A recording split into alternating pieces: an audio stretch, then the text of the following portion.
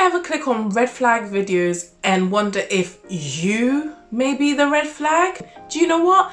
If you ever felt that way, it's a good thing, because that means you're trying to learn. You're trying to be better for yourself and your partner. That's a good place to be. So pat yourself on the back and say, do you know what? I'm gonna be better in 2020. So keep on listening, okay? The thing is, if you are a walking toxic person, you will end up bleeding on people who did not cut you, okay? So beware. If you are a toxic person and you're listening to this video trying to educate yourself and get better, just keep on watching, and I really do pray that you can get something out of this video, okay? Granted, nobody's perfect, and it's not perfection that we're aiming for here. We just want someone who is willing and is aware of their flaws and is ready to put an action in place to do better for themselves and their loved ones and the people around them, okay? That is the aim. So when people say, well, no one's perfect, or I'm not perfect, and then they use that as an excuse to continue doing what they're doing, that is a no-no. That is a no-no. We need someone who's able to say, I'm not perfect, however, I can do better, and I will do better, and this is how I will do better, okay? It's not just, I'm not perfect, and then you check out. No. So, into the intro.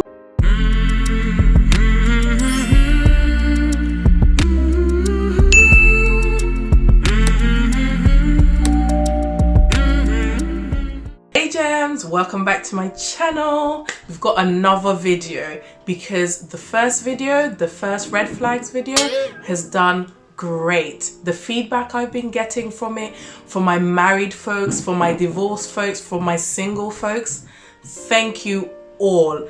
Continue to share. Let's save lives out here, okay? All right, we're not gonna ramble. We're literally just gonna dive into another set of red flags you should not ignore, okay? Just ask the questions. As I said before, ask the necessary questions so that you know what you're getting yourself entangled in, okay? That's all we need to do. Ask questions so you can make an informed decision.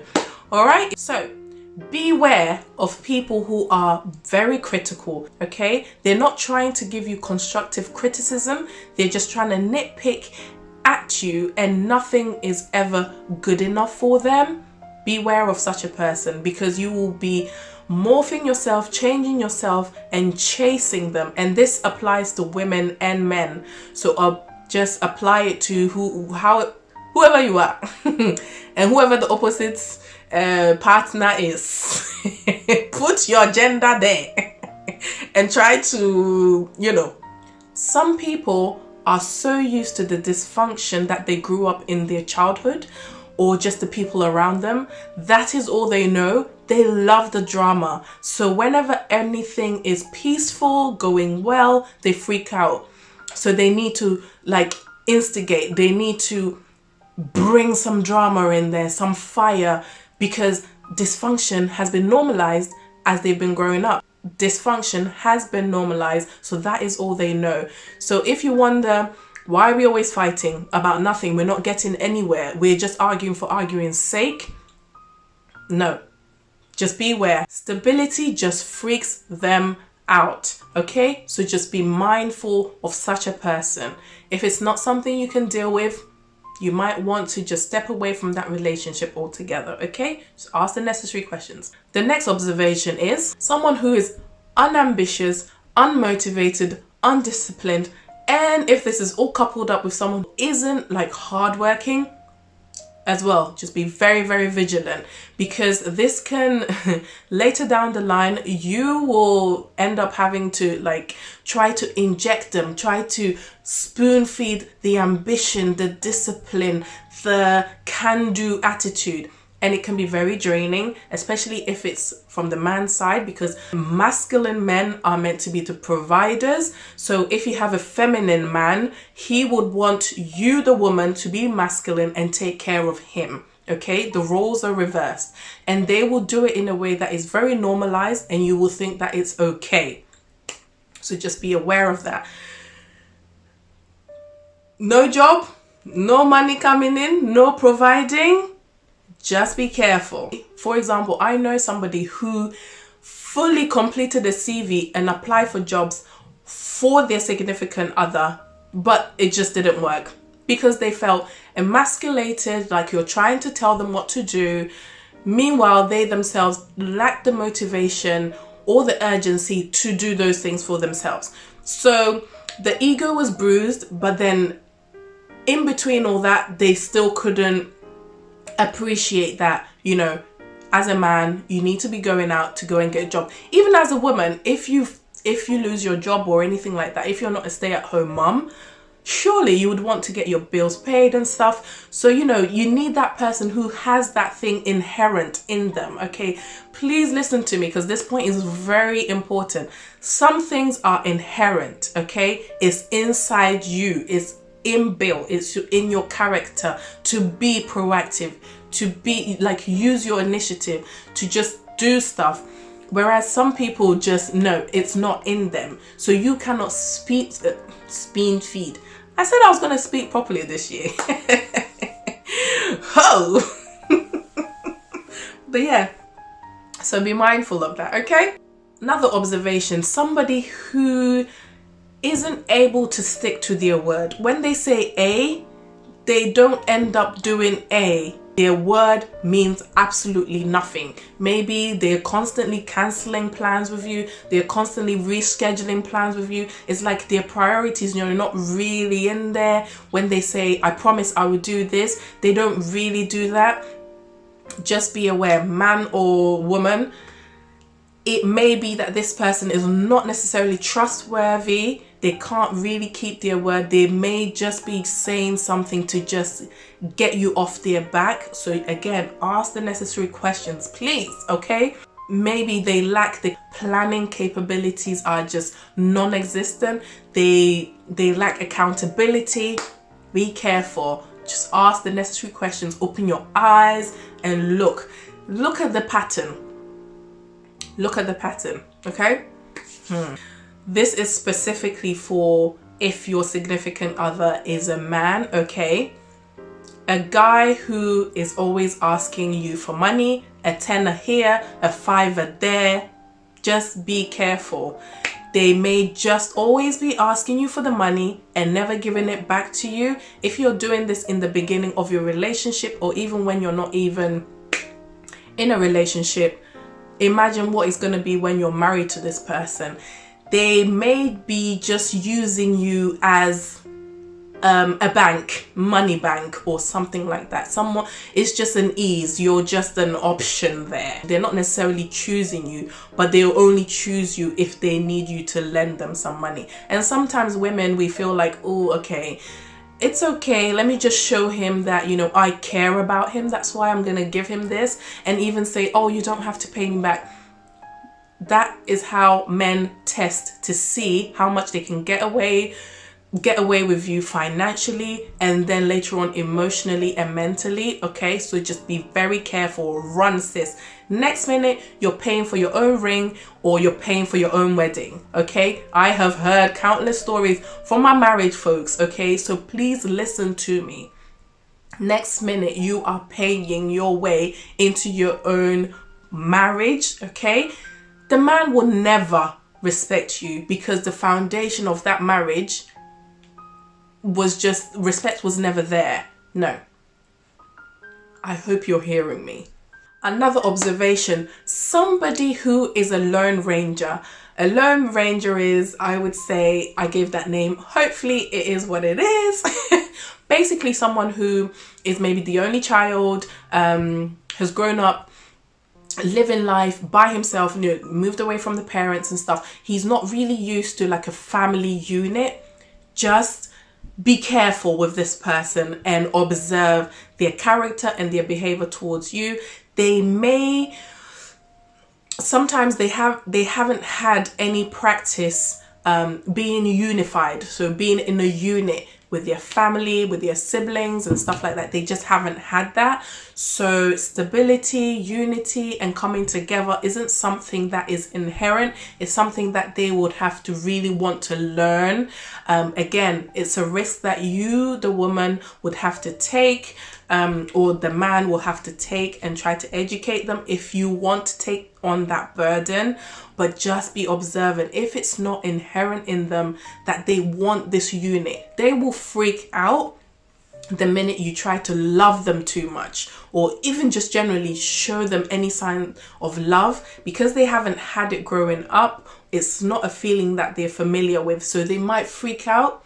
Have you ever had someone who, you know, you start to go deeper with them in conversations and then all of a sudden they ghost on you?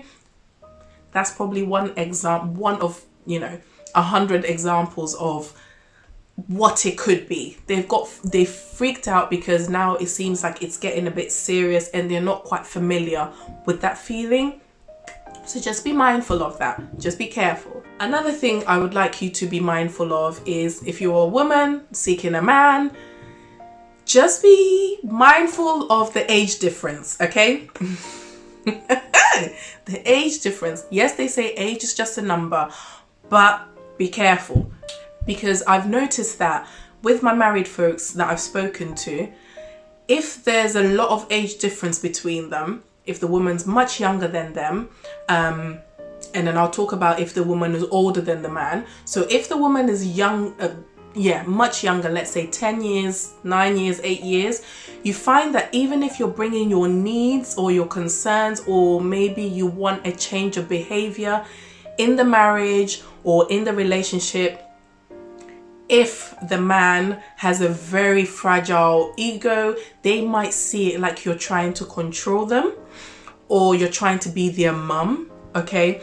You're not trying to be the mum, but it might feel like that to the person who is emotionally insecure at that moment in time, that you're trying to tell them, could you do this? Could you take out the trash? Could you do that? They might interpret it differently because their years, they feel very mature, but emotionally they're still immature.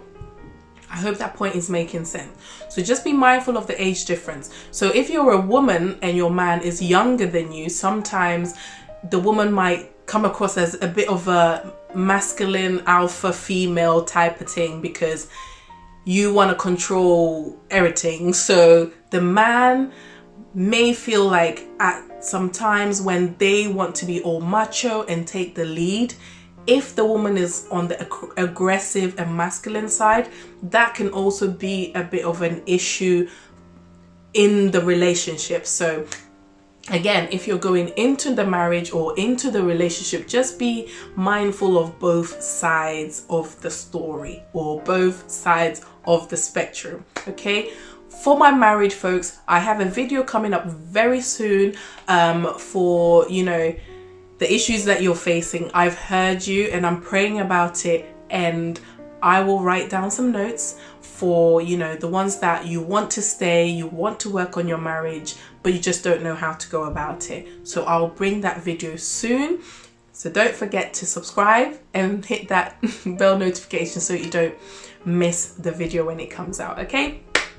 So another observation is credit score, okay? Your credit score. What is your credit score? Have you been the type that has had a bit of a reckless life? So you've had credit cards or stuff and you haven't paid for it, overdrafts and you haven't paid for it, so now you have really bad credit. Before you get into any relationship, make sure that you have been open and honest and transparent. Make sure you've been transparent about your credit score with the person that you're with, because the thing with credit score is it means everything. If you're getting a home, if you're getting a car, even if you're getting a phone contract, it's all reliant on your credit score. So if it's poor, whoever's credit will be the best, you're gonna end up having to take these things in your name.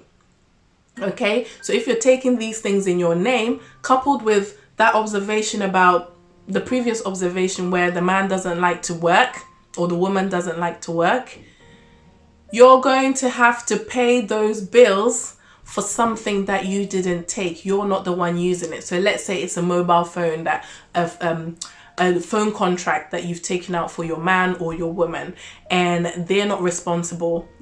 They're not going out to get a job. Now you're going to have to pay for it because it's in your name and it's attached to your credit. Okay?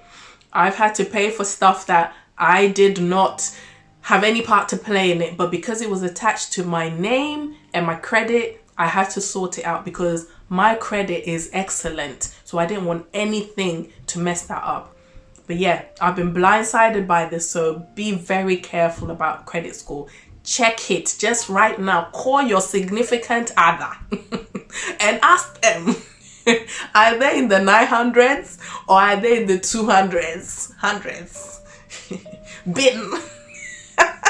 Another observation is the company your significant other keeps will keep them, okay?